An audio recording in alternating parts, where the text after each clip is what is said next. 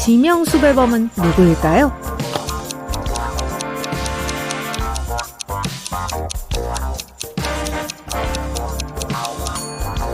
오른쪽 여자예요. 포스터 사진과 같은 점이 있어요. 신분 도용자는 누구일까요?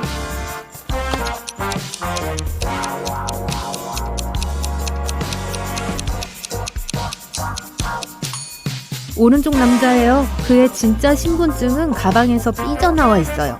그가 가짜 신분증을 보여주고 있다는 거예요. 가짜는 누구일까요?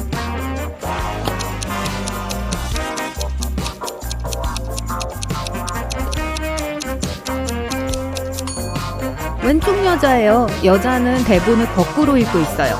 배우인 척하고 있을 뿐이라는 거죠. 누가 진짜 도둑일까요?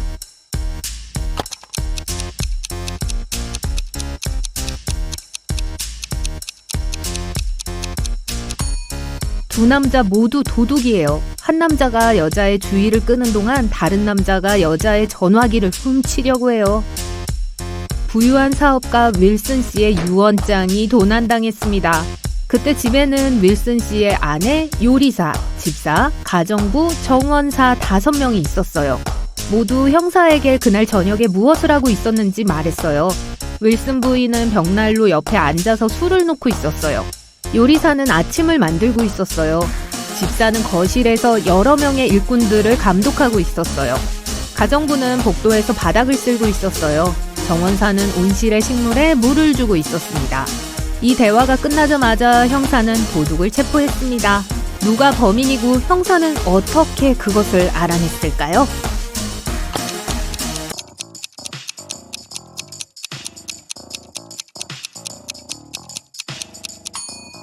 요리사가 도둑이에요. 그는 아침을 준비하고 있었다고 했지만 사건은 저녁에 발생했어요. 릴리는 꽃가게를 운영했어요. 어느 날 경찰로부터 전화가 왔어요. 경찰은 릴리의 가게에 도둑이 들었다고 말했어요. 릴리가 가게에 도착했을 때 유리 조각들이 가게 근처 땅바닥에 흩어져 있었고 가게 안에 있는 화분과 화초들이 부서져 있었어요. 경찰은 3명의 용의자를 신문했습니다. 릴리의 전 남편인 제이콥은 서둘러서 가게 앞을 지나가느라 유리창이 깨진 걸 알아차리지 못했어요. 경찰이 제게 전화를 했을 때 비로소 무슨 일이 일어났는지 알았어요. 릴리의 친구 카밀은 이렇게 말했어요. 릴리가 가게에서 뭔가를 도와달라고 부탁했어요. 제가 도착했을 때는 이미 모든 것이 부서져 있었어요. 제가 즉시 경찰에 신고했어요. 릴리의 전 직장 동료인 매트는 근처를 걷고 있는데 누군가가 창문을 깨고 가게로 몰래 들어가는 걸 봤어요. 휴대전화를 집에 두고 와서 경찰서로 달려갔어요. 누가 거짓말을 하고 있는지 추측할 수 있나요?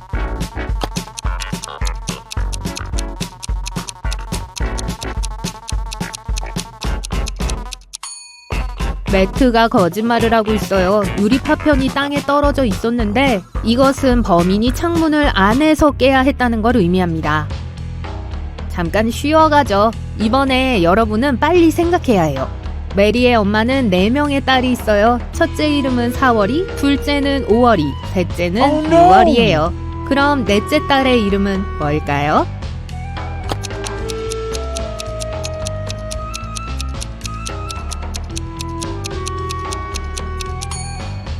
당연히 메리죠. 이 목록에서 나머지와 다른 사람은 누구일까요? 나폴레옹 보나파르트, 엘리자베스 여왕, 윌리엄 셰익스피어, 셜록 홈즈, 아리스토텔레스, 크리스토퍼 콜럼버스, 도널드 트럼프.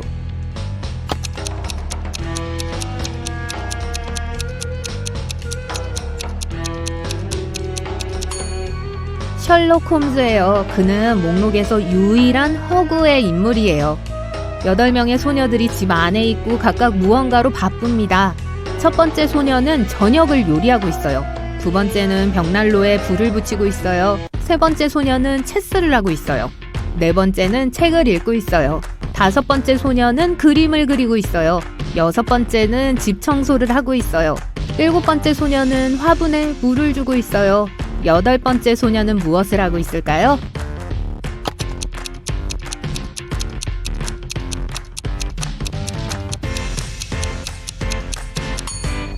세 번째 소녀와 함께 체스를 두고 있어요. 한 여성은 1850년에 40살이 되었습니다. 하지만 1860년에 그 여자는 30살이었어요. 어떻게 이런 일이 일어날 수 있죠?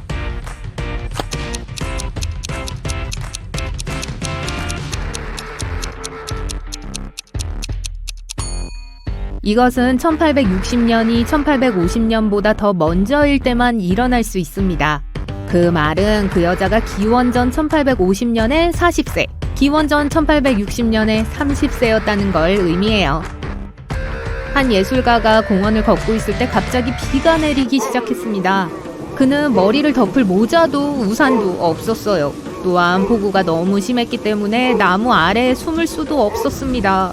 하지만 그는 머리카락 한 올도 젖지 않았습니다. 어떻게 그런 일이 있을 수 있죠?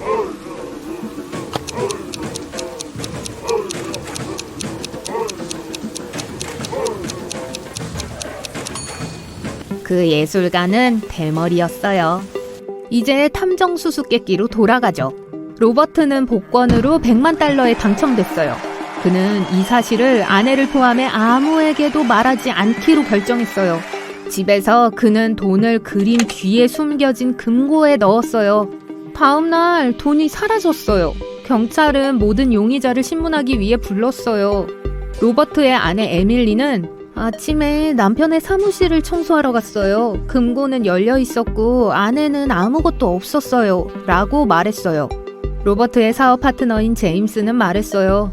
불쌍한 로버트, 항상 복권에 당첨되기를 원했는데. 난 어제 하루 종일 집에서 TV를 봤어요. 그리고 로버트의 친구인 마크는 이렇게 말했어요.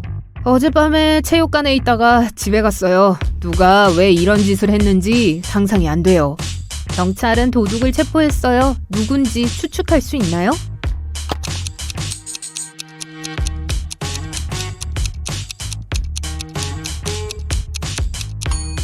로버트의 사업 파트너가 한 짓이에요. 로버트는 복권에 당첨되었다는 사실을 아무에게도 말하지 않았어요.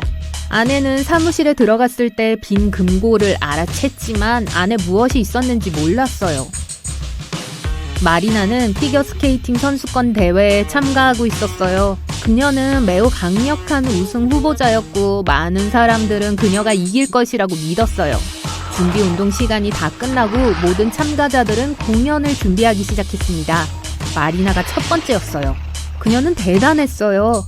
하지만 갑자기 발을 헛디뎌 넘어져서 다리가 부러졌고 경기를 계속할 수 없게 됐어요. 조사 결과 누군가가 그녀의 스케이트를 망가뜨린 것으로 드러났어요. 경찰은 3명의 용의자를 인터뷰했어요. 난 아무 짓도 하지 않았어요. 하지만 제클린과 케이트가 마리나의 공연 전에 라커룸으로 들어가는 것을 봤어요. 둘이 스케이트를 망가뜨린 게 분명해요. 제클린이 말했어요. 네, 라커룸에 제 물건을 가지러 간 건 맞아요. 하지만 케이트는 거기서 못 봤어요. 케이트가 말했어요. 네, 그건 내 차례가 될 때까지 준비 운동을 하고 있었기 때문이에요. 게다가 애나는 거짓말을 하고 있어요. 애나를 라커룸에서 봤어요. 여러분은 누가 거짓말을 하고 있는지 추측할 수 있나요?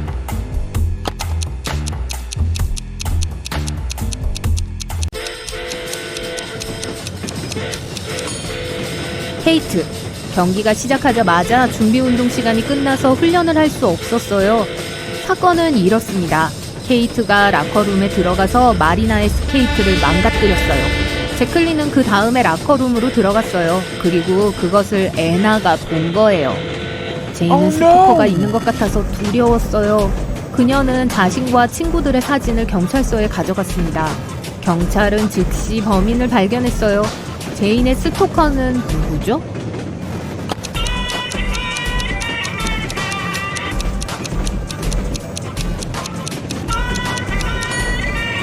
제인의 친구 마이크예요. 그는 모든 사진에 등장하고 가끔은 자신의 신분을 숨기려고도 했어요. 수사는 용의자의 잘못을 입증할 충분한 증거를 가지고 있지 않았어요. 리드 형사는 단서를 찾기 위해서 그들의 집을 조사하기로 결정했어요. 그리고 정말 뭔가를 발견했어요. 비밀의 방이었어요. 하지만 자물쇠와 그 위에 아이디어라는 단어가 쓰여 있었어요. 코드가 뭔지 아시겠어요?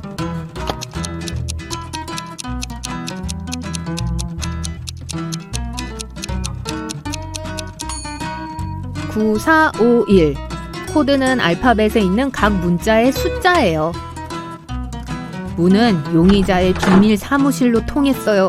언뜻 보기에 안에는 전혀 수상한 것이 없었어요. 책 한 권이 가운데에 놓여있는 테이블과 먼지 쌓인 가구, 벽에 걸린 그림이 있었어요. 형사는 그 그림을 조사했고 그 뒤에 세 자리 코드가 필요한 금고를 발견했습니다. 그 옆에는 P270L7-8이라는 힌트가 적힌 노트가 있었어요.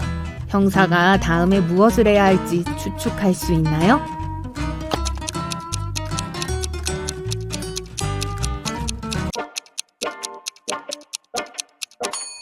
형사는 그 힌트가 270쪽의 7번째와 8번째 줄에 있다는 걸 알아냈어요.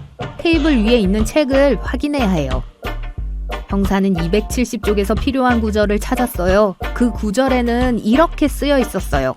4일 낮과 3일 밤을 사막에서 헤매다가 2명의 여행자를 만났습니다. 그들은 나에게 먹을 것을 주고 낙타 한 마리를 주었습니다.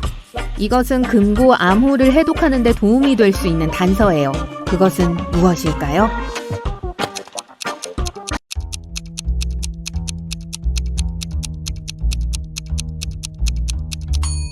(721) 3박 4일은 7, 여행자는 2명, 낙타 한 마리가 있었어요. 형사는 금고를 열고 용의자가 유죄라는 걸 증명하는 증거를 찾았습니다. 한밤중에 누군가가 박물관에서 독특한 유물을 훔쳤어요. 박물관 경비원은 그것이 강도였다고 주장했어요. 리드 형사는 즉시 범죄 현장에 도착해서 경비원을 신문했어요.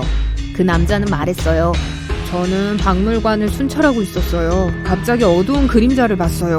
큰 소리로 불렀지만 응답하지 않았어요. 하지만 리드 형사는 이 이야기가 뭔가 잘못되었다는 것을 알아차렸어요.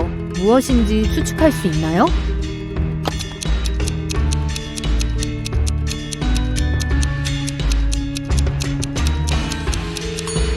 바닥에는 오직 한 사람의 발자국만 있어요. 박물관에 경비원과 범인이 있었다면 발자국이 2개 있어야 하지 않을까요? 리드 형사는 경비원에게 다음에 무엇을 했는지 물었습니다. 그 남자는 말했어요. 도둑을 뒤쫓아갔는데 유리문을 부수고 유물을 훔치는 걸 봤어요. 알람이 울리지 않았는데 아마 도둑이 알람을 껐기 때문일 거예요. 경비원이 진실을 말하고 있나요?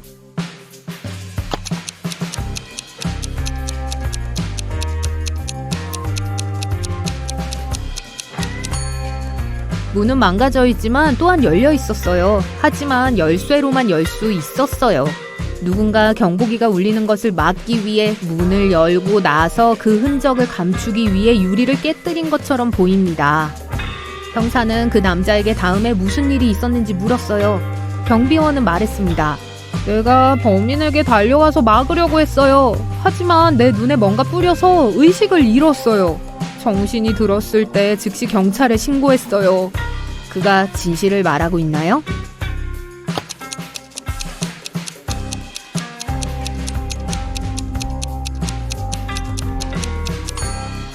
그 사람 눈은 아주 멀쩡해 보여요. 강도 사건은 불과 몇 시간 전에 일어났어요. 만약 그 경비원이 진실을 말했다면 눈은 적어도 빨갛게 보였을 거예요. 그가 거짓말을 하고 있는 것이 틀림없어요. 경비원이 도둑으로 밝혀져 체포되었습니다.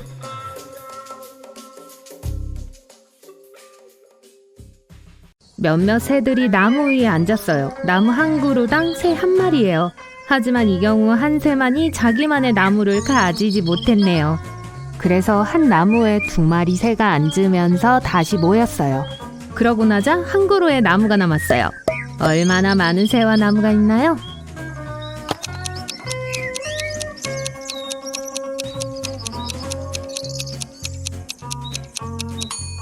새 4마리와 나무 3그루가 있어요. 식료품점에 있는 이 4사람을 보세요.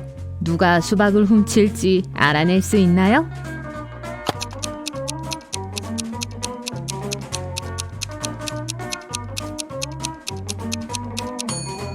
축구공을 든 남자요. 뭔가 무거운 걸 들고 있는 것 같아요. 축구공으로 위장시킨 수박임에 틀림없어요. 잠에서 깨어나 보니 창문도 없고 문도 하나밖에 없는 잠긴 방에 있었어요. 주위를 둘러보니 테이블이 보여요. 종이 한 장, 칼 한 자루, 그리고 부풀어 오른 풍선 몇 개가 그 위에 놓여 있어요. 여러분은 쪽지를 들어요. 거기에는 여기서 나가려면 칼로 풍선을 뚫어야 한다. 하지만 풍선이 터지면 영원히 여기 있어야 할 거다. 라고 적혀 있었어요. 벽에 있는 숨겨진 문을 열리게 하려면 어떻게 해야 할까요?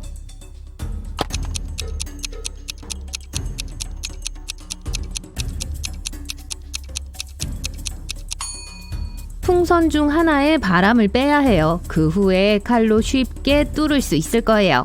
여러분은 해변을 따라 걷고 있는데 모래 속에서 비싸 보이는 시계를 발견해요. 해변에 다른 사람은 3명뿐이에요. 이 시계는 누구 거죠?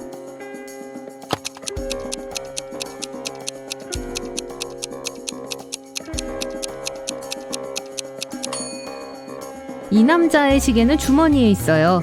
이 여자의 손목에 있는 피부가 탄 선은 시계 모양과 맞지 않아요. 이 시계는 이 할머니 것이 틀림없어요.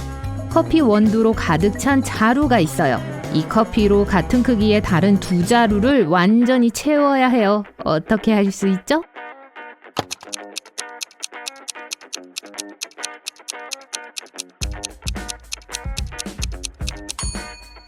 빈자루 하나를 다른 자루에 넣고 커피로 채워요. 세 젊은이가 기말고사를 준비하기 위해 커피숍에 왔어요.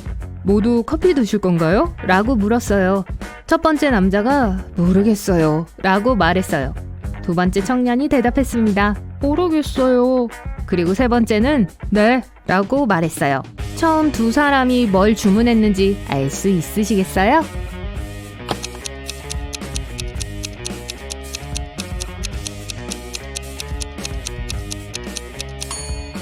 젊은 남자 모두가 커피를 주문했어요. 각자 이 음료를 마시고 싶었지만 처음 두 사람은 모두가 원하는 것인지를 몰랐던 거예요.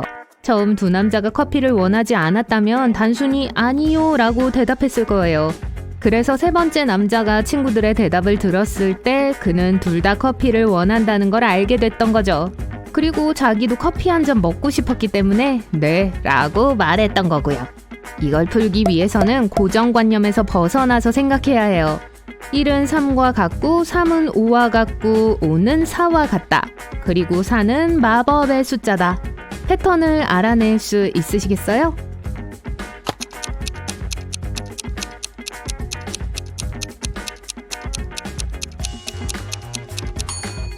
1. 원이라는 단어는 3글자로 되어 있어요. 3은 3, 5글자예요. 그리고 5는 5, 4글자로 이루어져 있어요. 그런데 4는 4로 글자가 4개 있어요. 그리고 어떤 숫자를 시도하든 결국 4로 돌아오게 될 거예요. 그리고 게임은 거기서 끝날 거예요. 빈센트는 창문도 없고 거대한 문 하나만 있는 방에 갇혔어요. 왼쪽에 여러 개의 버튼이 있는 패널이 있고 오른쪽에 힌트가 있는 패널이 있어요. 문 위 벽에 시계도 있어요. 빈센트가 함정에서 벗어나려면 어떤 버튼을 눌러야 하나요?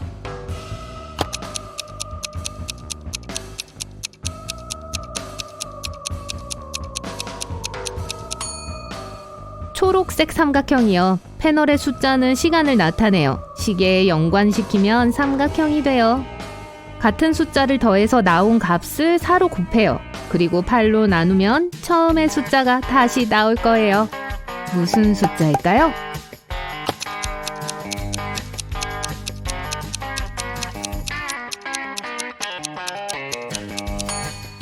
아무 숫자가 될 수 있어요. 진짜인지 확인해 볼 수 있어요. 이 여자들을 주의 깊게 보세요. 누가 수상해 보이나요?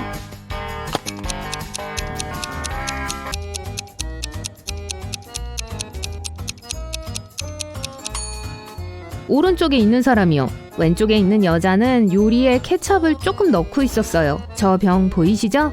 하지만 오른쪽에 있는 여자가 들고 있는 파이를 보세요. 파이에서 삐져나와 있는 스마트폰이 있어요. 그게 왜 거기 있죠? 아주 의심스럽네요.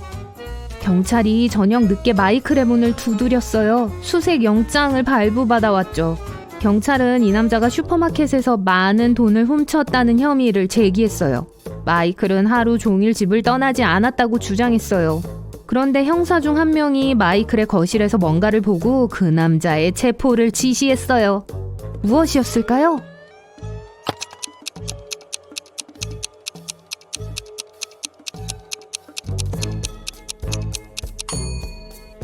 테이블 위에 놓여있는 영수증의 날짜를 보세요. 달력에 있는 날짜와 같아요.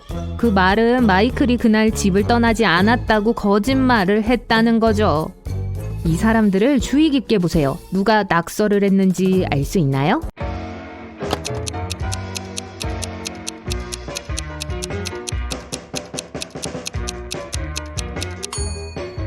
왼쪽에 있는 남자요. 후드티에 스프레이 페인트가 좀 묻어 있어요. 개미가 집에서 5cm 떨어져 있어요. 다음 걸음마다 입구까지의 거리의 절반을 가요. 개미가 목적지에 도착하기 위해 몇 걸음을 걸어야 할까요?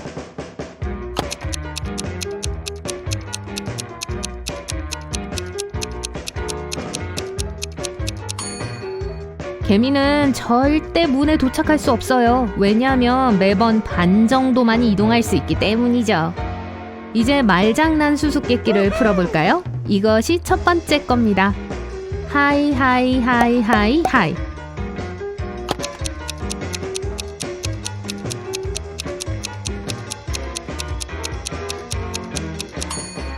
그건 하이파이브예요. 다음 겁니다. 오후 좋아. 이건 뭐죠?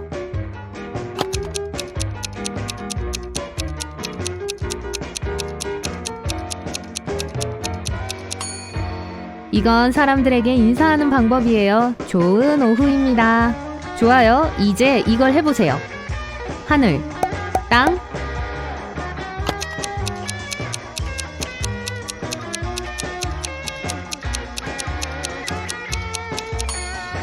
하늘 아래 땅이에요. 자, 여러분이 얼마나 주의를 기울이고 있는지 확인해 봅시다. 다음 이미지에서 뭐가 잘못됐는지 알아보세요.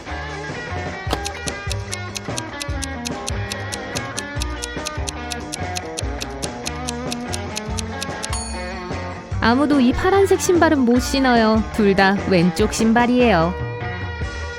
이건 어때요?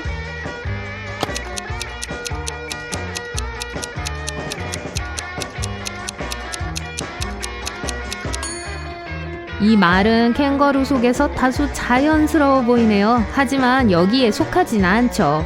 이 사진에는 뭐가 잘못됐죠?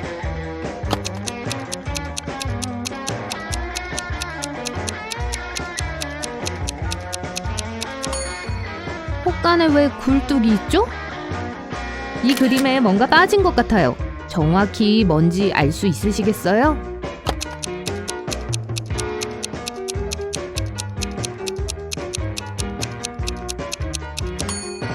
버스에 사이드미러와 와이퍼가 없어요. 루카스 형사가 사고를 조사하기 위해 호출되었어요. 자동차 한 대가 가게 유리창을 들이받고 유리가 박살났어요. 2명의 용의자가 있어요. 두 사람 모두 자기들은 관련이 없다고 해요. 루카스 형사는 범인이 누구인지 알아내는데 많은 시간이 필요하지 않았어요. 여러분도 답을 알고 있나요?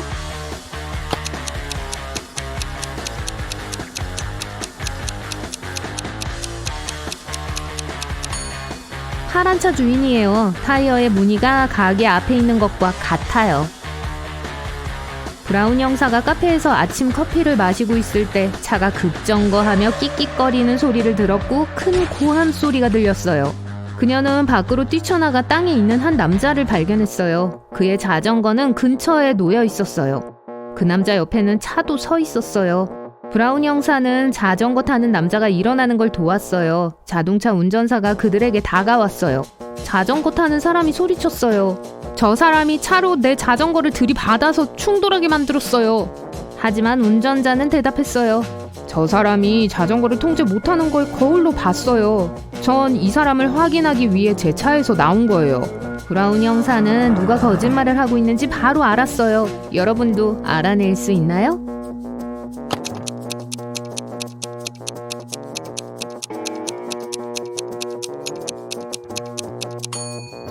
이 이상하게도 차에는 사이드미러가 없어요. 그리고 뒷좌석에 있는 모든 것들이 도로의 시야를 가리고 있어요. 그래서 운전자는 백미러로 아무것도 볼 수 없었을 거예요. 이 사람이 거짓말하고 있네요. 모자를 쓰고 얼굴을 반다나로 가리고 짙은 선글라스를 낀 남성이 은행을 털었어요. 경찰에게는 3명의 용의자가 있어요. 이 사람들을 보고 누가 범인인지 알아보세요.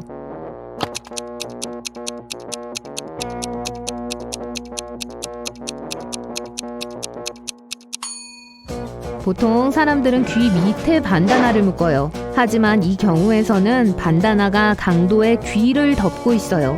아마 이 점이 그를 다른 사람들과 구별하는 무언가를 숨기고 있는 걸 거예요.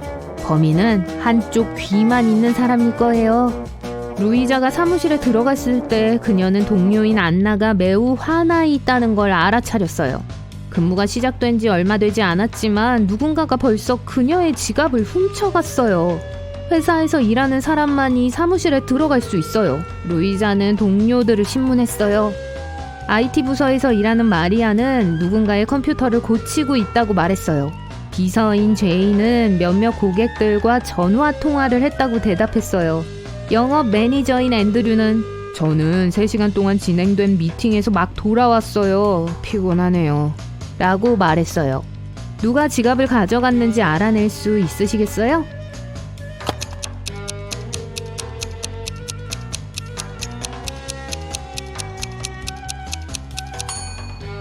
앤드류요. 근무가 막 시작됐는데 어떻게 그렇게 긴 회의를 마치고 돌아올 수 있었을까요?